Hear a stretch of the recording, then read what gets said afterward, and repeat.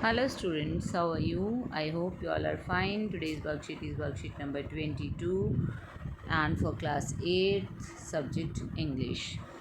This worksheet is based on the topic verb. Let's start it. Verbs are doing words. Definition दिया गया है verb का। क्रिया क्या होती है? डूइंग वर्ड्स, जिनसे कुछ किसी काम के करने का बोध होता है। Doing words. The verb represents the action और the state of the thing. जो क्रिया होती है वो एक्शन के बारे में हमें बताती है। जब कोई चीज़ एक्शन में है उसके बारे में हमें बताती है। काम के बारे में, किसी काम के होने का, करने के बारे में जो बताती है वो क्रिया कहलाती है, उसे वर्ब कहते हैं। Examples for verbs in sentence. देखिए सेंटेंसेस में वर्ब के एग्जाम्पल दिए गए हैं जो अंडरलाइन किए गए हैं। Reema teachers maths. अब देखिए टीचर्स जो है यहाँ पर पढ़ाना, रीमा मैथ्स पढ़ाती है, तो ये पढ़ाना एक काम हुआ। तो जो हमें वर्ड्स काम के बारे में, एक्शन वर्ड्स जो होते हैं वो वर्ब्स कहलाते हैं। डोरा is writing a novel about first life. डोरा जो है ये जंगली जीवन के ऊपर एक नॉवल लिख रही है, उपन्यास लिख रही है। तो लिखना जो है, राइटिंग जो है वो एक वर्ब हुई। You go to the park every day. तुम पार्क जाते हो, जाना जो है एक वर्ब हुई। तो जो भी एक्शन वर्ड्स हैं वो वर्ब कहलाते हैं, जो किसी काम के होने के बारे में हमें बताते हैं। Types of verb. वर्ब के टाइप दिए गए हैं क्रिया के रूप। हेल्पिंग वर्ब, सबसे पहले आते हैं helping verbs. Verbs such as am, is, are, was, were, do, did, have etcetera are used with other ordinary verbs to form tenses. देखिए is, am, are, was, were जो भी बी के forms हैं, do, did, have, has, had, ये सभी ordinary verb, ठीक है, के साथ यूज़ किए जाते हैं, साधारण वर्ब के साथ यूज़ किए जाते हैं, इसीलिए इन्हें हेल्पिंग वर्ब कहा जाता है। जो हमारी मेन वर्ब्स होती हैं, जो काम के होने के बारे में बताती हैं, उनके साथ जब हम सेंटेंस फॉर्म करने के लिए is, am, are, was, were, do, did, have, ये सब वर्ब्स यूज़ करते हैं, तो इन्हें हेल्पिंग वर्ब कहा जाता है। For example Anu is not playing with me. अब देखिए प्ले हमारा मेन वर्ब यहाँ पर है। प्ले मेन वर्ब है हमारा प्ले, रेगुलर वर्ब जिसे ऑर्डिनरी वर्ब कहा जाएगा, खेलना। लेकिन इसके साथ सेंटेंस फॉर्म करने के लिए हमने इज़ को यूज़ किया, जो कि बी का फॉर्म है, तो इज़ हमारा हेल्पिंग वर्ब है।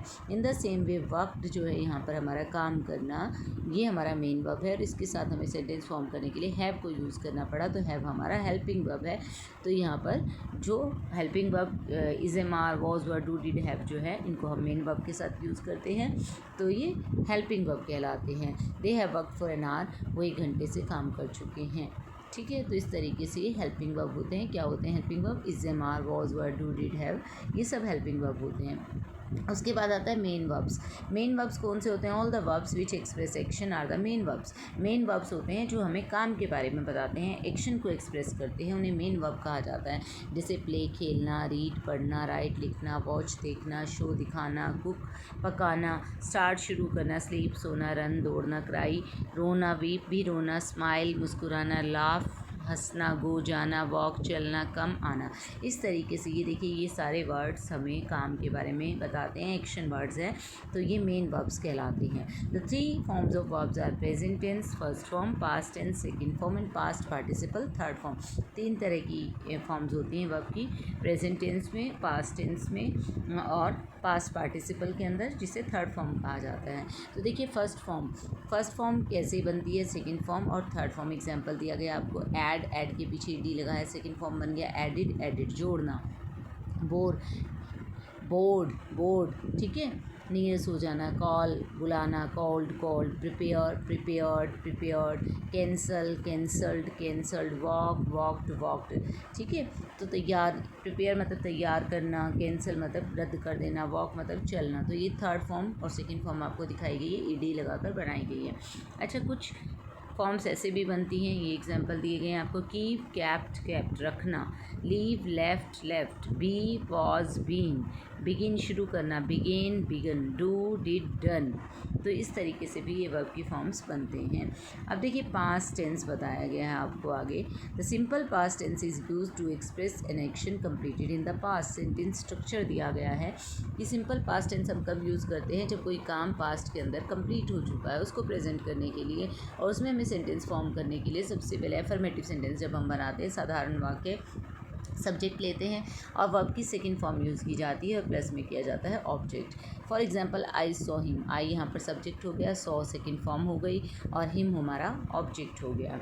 इसी तरीके से यहाँ पर नेगेटिव अगर हमें फॉर्म करना है तो हम लेते हैं subject plus did not. Did not हमारी हेल्पिंग वर्ब, यहाँ पर डिड यूज़ होती है, डिड हमारी हेल्पिंग वर्ब यूज़ होती है, यहाँ पर डिड हेल्पिंग वर्ब है, प्लस नॉट नेगेटिव के लिए लिया, प्लस वर्ब की फर्स्ट फॉर्म। जब हमने डिड यूज़ करना है तो वर्ब की फर्स्ट फॉर्म लगानी है, plus object. I did not see him, मैंने इसको नहीं देखा, तो ये देखिए सी जो है वर्ब की फर्स्ट फॉर्म है। He did not go to the market, वह मार्केट नहीं गया, गो जो है V1 आ गया।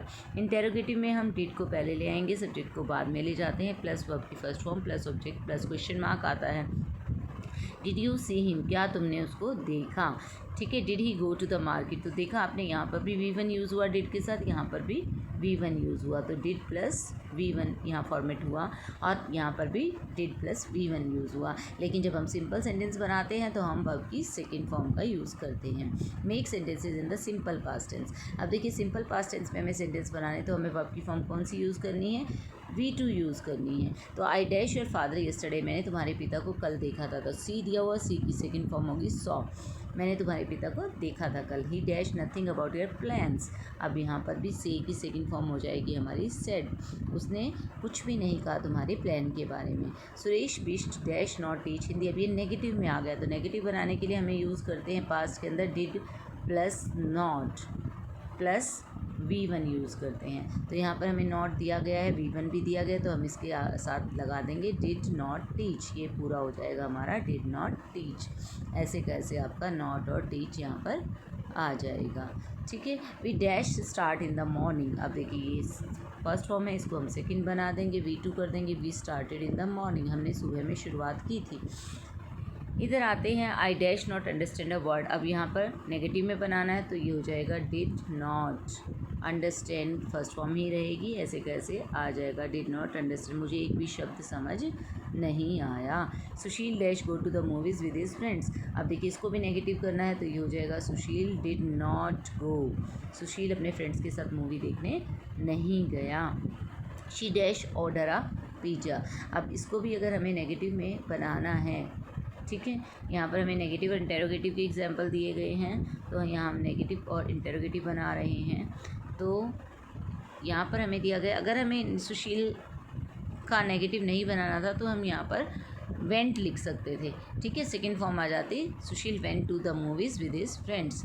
अब यहाँ पर नॉट तो हमें दिया नहीं था, तो हम अपनी मर्ज़ी से हमने नेगेटिव बना दिया इस सेंटेंस को। She dash order a pizza, तो अगर हम इसको लेते हैं कि हमें जस्ट सिंपल पास्ट टेंस में सेंटेंस बनाना है तो शी ऑर्डर्ड आ पिज़्ज़ा हो जाएगा कि उसने पिज़्ज़ा ऑर्डर किया, V2 आ जाएगा। Dash you dash for him 2 hours, अब ये देखिए क्वेश्चन मार्क में सेंटेंस है, इंटेरोगेटिव है, तो डिड यू फर्स्ट फॉर्म ही आएगी, did you wait for him for 2 hours. तो इसको आप किसी भी तरीके से बना सकते हैं कि आपने उसका वेट किया 2 घंटे के लिए, तो ये इंटेरोगेटिव हो गया।